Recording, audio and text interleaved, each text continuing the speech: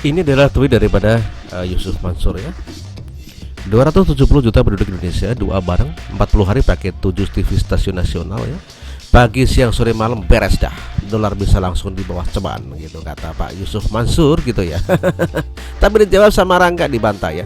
Kalau 380 juta penduduk Amerika balas doa bareng juga, maka dolar itu akan naik dengan persentase 318 berbanding 270. Sepertinya strategi tadi tidak efektif begitu sahabat Mas Rangga. Masyarakat Indonesia mengenal Yusuf Mansur sebagai seorang ustadz yang memiliki pondok pesantren. Saya pun mengenal beliau dan sering mendengar ceramah-ceramahnya lewat MP3 ya. Tetapi semenjak menjadi pendukung Prabowo pada Pilpres lalu, beliau yang ustadz ini ternyata tidak adanya dengan pendukung rakyat jelata kebanyakan, menjadi lebih stres dan gagal fokus.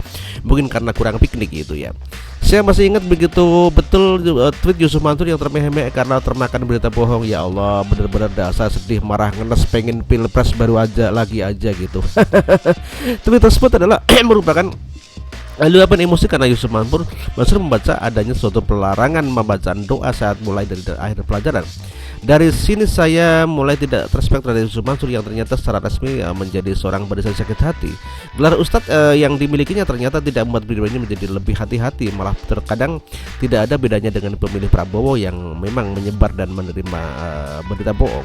Sekalipun sudah meminta maaf, tetap saja kekeliruan sudah terjadi dan permintaan maaf atau klarifikasi tidak bisa menjangkau semua pembaca awal. Pasti ada sebagian orang yang terlanjur membaca begini, Pilpres lagi, namun tidak membaca klarifikasinya, sehingga sampai sekarang pun dan kapanpun mereka akan tetap akan dianggap sebagai kebenaran.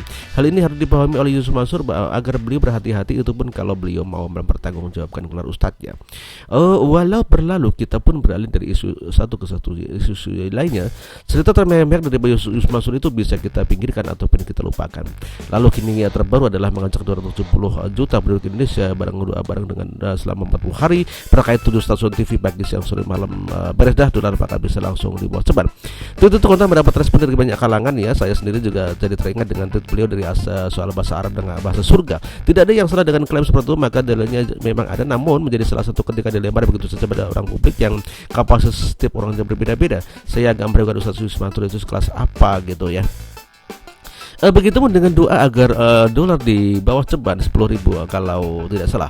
Tidak ada yang salah dengan doa karena Tuhanlah yang berkuasa atas segala sesuatunya, namun menjadilah ketika ada kata kepastian di bawah ceban ya. Bagi saya adalah salah kaprah. Semua seperti bahasa Arab adalah bahasa surga. Kalimat yang disampaikan Yusuf Mansur merupakan diterima oleh publik yang tidak bisa berbahasa Arab dan tidak bisa masuk surga. Jelas itu tidak bisa menyalahkan publik. Harusnya Yusuf Mansur itu yang ustadz itulah yang lebih bijak dalam melakukan sesuatu. Andai kalimat tersebut disampaikan di kalangan santri, semua orang bisa terima. Kalaupun ada pertanyaan bisa langsung berdiskusi gitu ya. Berbeda dengan sosial media yang terpotong-potong, para santri bisa menerima dalil dan sebagainya, sementara publik belum tentu ada yang paham ataupun bisa diajak faham. Para pendakwah seharusnya akan faham akan soal ini begitu ya. Kini bertanya pada dolar di bawah 10.000. Dolar dan rupiah adalah mata uang dua negara. Pergerakannya melibatkan banyak faktor ekonomi di seluruh negara itu ya. Di negara ya, di dunia gitu. Berdoa pada Tuhan agar dolar jatuh di bawah 10.000 sama sekali tidak salah. Namun menjadi salah ketika dilepas pada publik dan kalimatnya tergantung hanya pada doa. Lalu ada unsur kepastian. Silahkan perhatikan, seolah-olah cukup dengan kata doa dolar pasti akan melemah. Saya tidak melakukan akan kekuatan Tuhan. Tsunami bisa diberikan, gempa, longsor dan hal-hal fantastik adalah mudah bagi Tuhan. Namun tentu saja dari sisi logika dan lari itu yang terlibat di dalamnya. Contoh, kita ingin punya anak, maka harus melakukan aktivitas yang dulu dengan rajin, lalu menunggu 9 atau 12 bulan atau 12 hari sebelum akhirnya sang anak bisa lahir. Tidak bisa kita hanya berdoa lalu tiba-tiba punya anak. Ya bisa sih, misalnya ada anak yatim yang diadopsi misalnya, namun itu pun ada proses dan dari sisi logika serta nalar yang terlibat di dalamnya ya. Atau kita ingin punya mobil, maka kita harus bekerja dan untuk mencari pendapatan yang layak. Ini semua disebut suatu ikhtiar dalam Islam, ada disebut dalam kategori dalam ibadah ya.